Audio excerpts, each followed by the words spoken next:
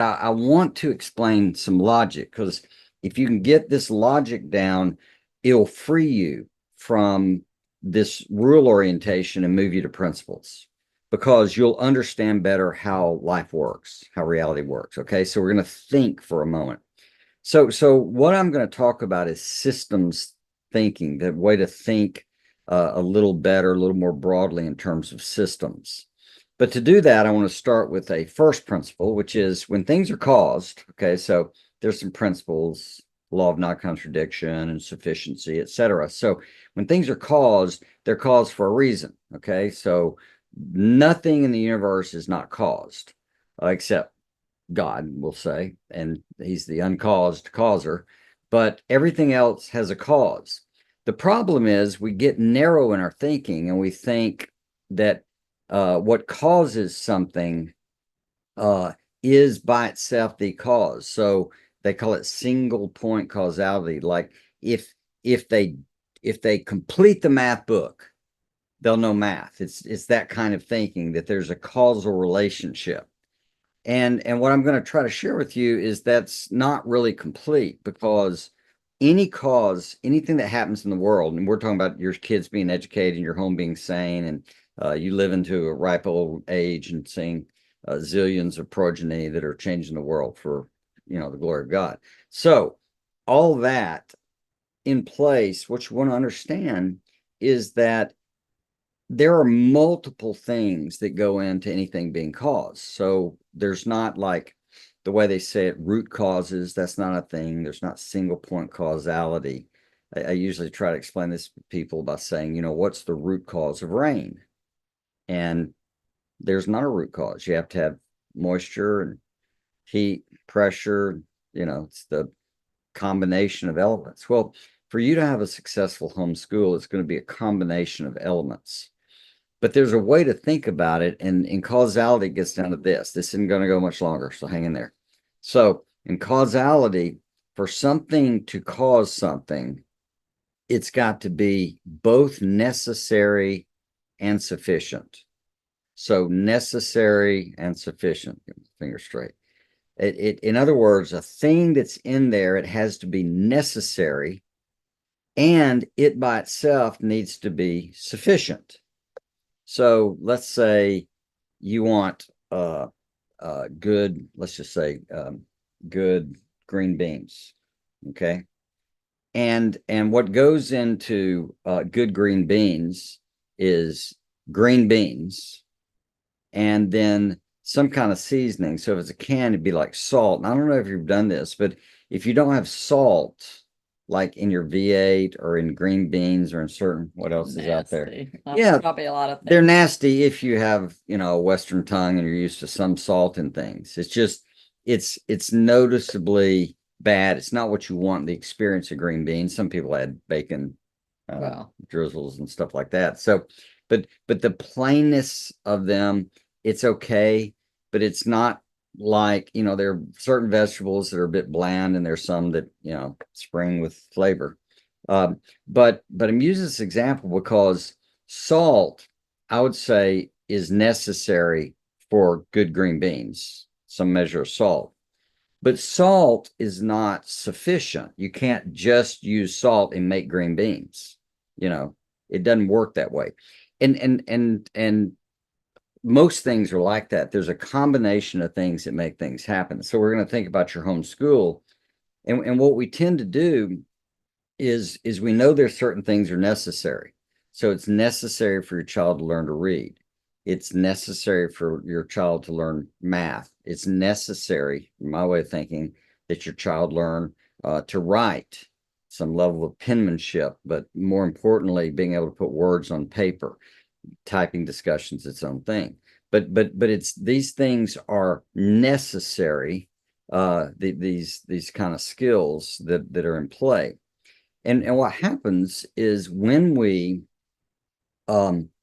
think that it's this cause and effect world of if I do the right rules, of these universal laws, and if I just follow them, I'm fine. Then we can make up rules that aren't really rules. They're in some ways there aren't even universal laws. For example, one law is gravity. What goes up must come down. Yeah, but about when I was a kid, it started being we're sending all kinds of stuff up that doesn't come down. Well, there's another law. Yeah. So law lift or thrust or whichever one you use to get it up there. And then it's out there. And then there's a problem of just what's up and down anyway, you know, in the universe. So is gravity really a down or is it, toward? And, you know, I it's just we get kind of curious when we start making universal rules. So here'd be how it plays out. Um, it is necessary for a child to do math, but it's not sufficient for them to become an engineer. Just because you learn math doesn't mean you'll be an engineer.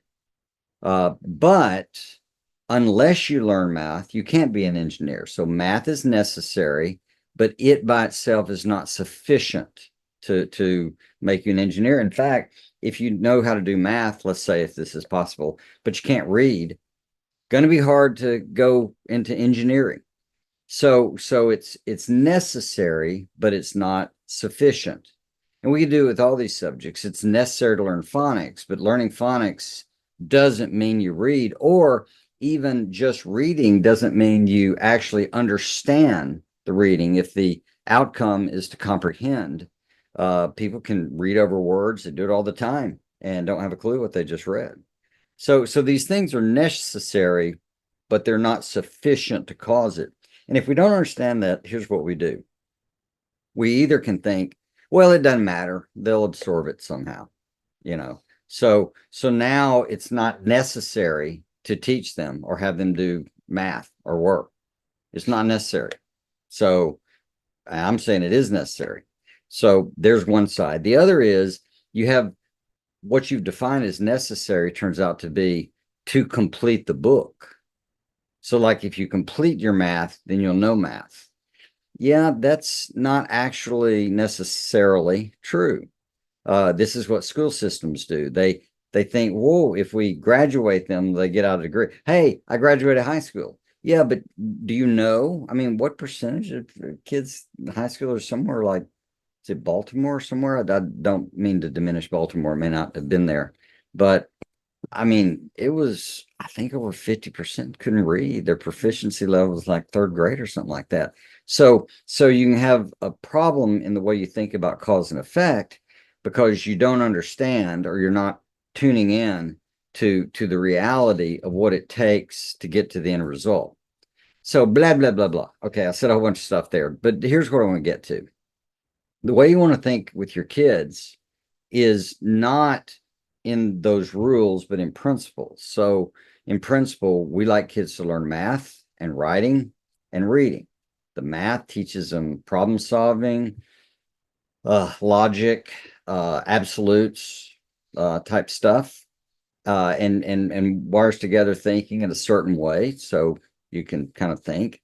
Reading obviously is the gateway to knowledge because you can read all the names of all the writings of all kinds of great smart folks.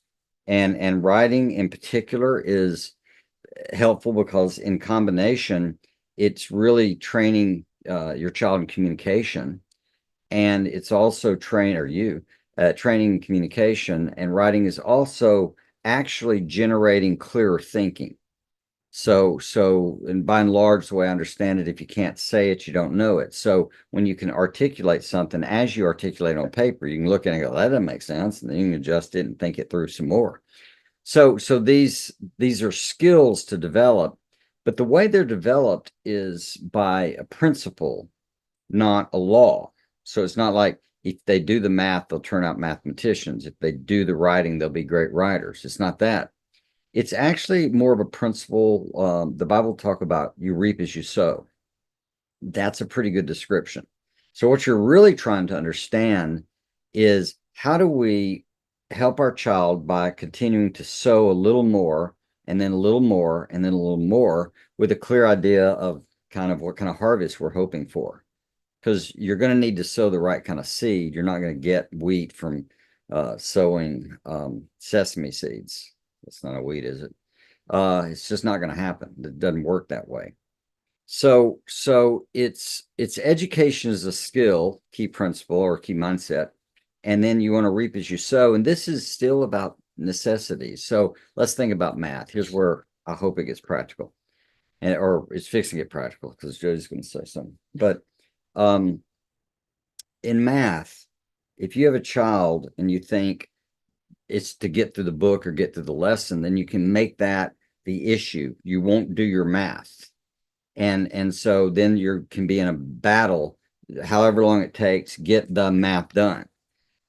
That's not unfair, but you need to really understand where the child is, because that it's necessary for them to complete math. That's a thing for, like we said, engineering, but it's necessary but not sufficient to do one problem. It's also, you have to do problems.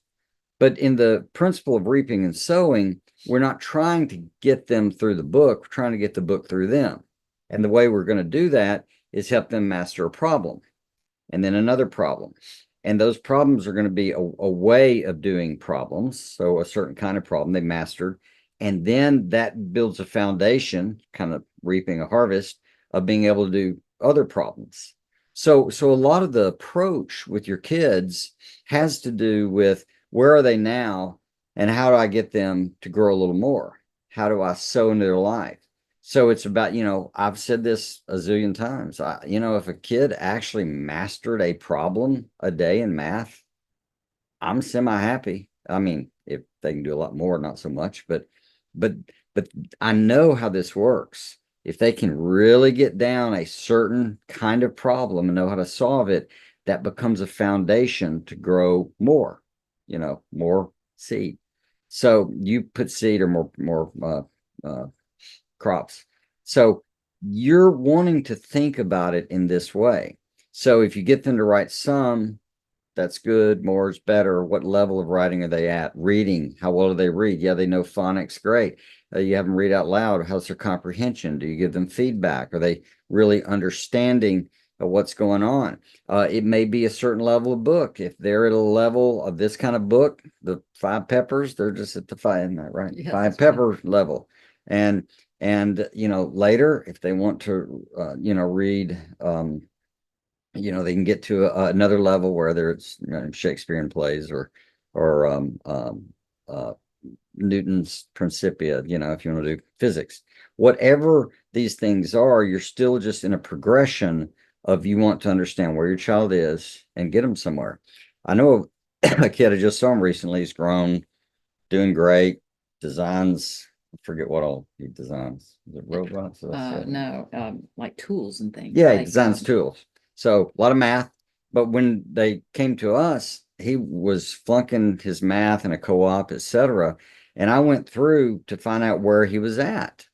And as we say in Texas. And I went back about a book and a half. He was a book and a half back before he could do a problem right. And I said, we got to start there. Start back. And so we're going to start there, and we're going to learn a little more. And maybe they go faster, maybe go slower. But just thinking, getting through the book, getting this done, having their eyes pass over a book, that is not actually how it works. That would be a law orientation. And I'm telling you, a principle orientation would have this: I want to grow a skill. And so a skill is where it is, and then it can get a little better, then get better. That's the idea of a skill. And it's a reap as you sow orientation. So when you think about this, I'm not saying don't get through the book, but I'm saying what's necessary is to get through a problem and learn it. That's actually where necessity is. That's necessary. And that it's not sufficient to cause it to happen. But here's the way I like to say it. That's how you bet. The biggest and the baddest doesn't always win, but that's how you bet, right?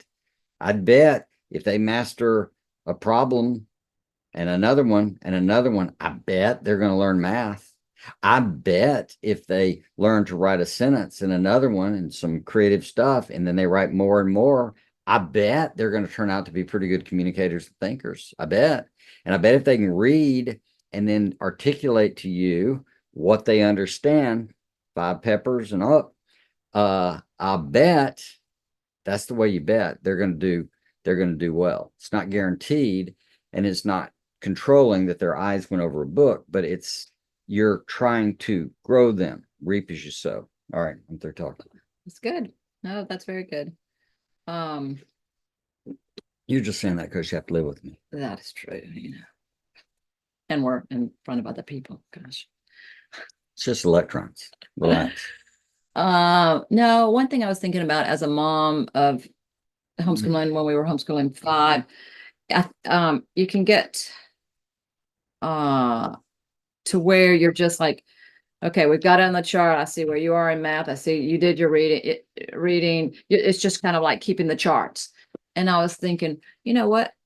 Taking more time to engage time, like you have so much of it, but just a couple of seconds, or well, what is it that you learned in math today, or what new concept did they teach you, or what and even we would talk about, what did you tell us about what you read, but maybe even some more pointed questions, but where the child is seeing it's not just about, I got my work done, I checked the boxes.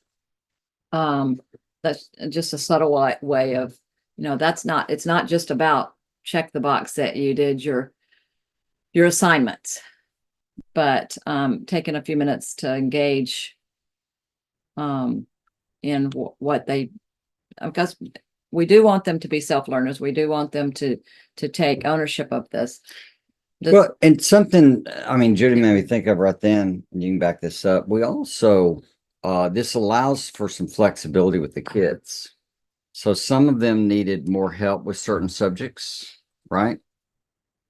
Or needed to slow down or back up, or we had, the occasional cheating episode.